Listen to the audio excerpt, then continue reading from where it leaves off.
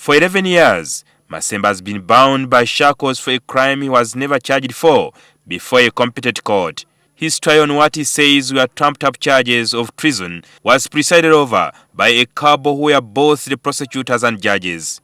But after 10 years of groping in the dark and living in the direst condition of a torture dungeon, he at last got freed.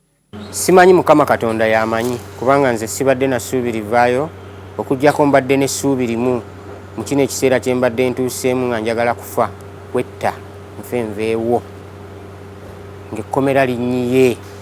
Before he was freed, Masembe was carted to the court-martial, but he was not tried on grounds that there was no sufficient grounds for his trial and he had overstayed in jail without trial.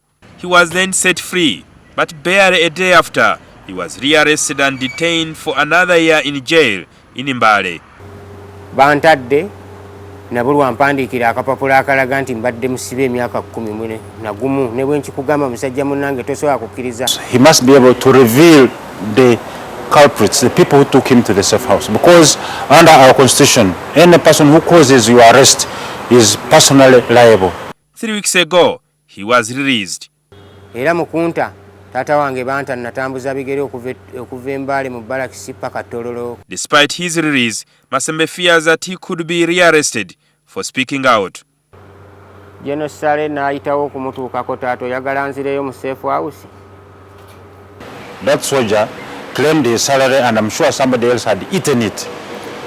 And the only way to silence him was to take him out of circulation. If it is true that Masembe has been there for 11 years, this is seriously a gross violation of his rights. Barely a day after airing his interview, Masembe, who was speaking by telephone from a hideout in Masaka, says he has received threatening telephone calls from unknown people. During his stay in the safe house hidden in the tranquil and upscale Kololo neighborhood, Masembe lost his manhood. The courts can award him to $50,000 or even $100,000 so that he's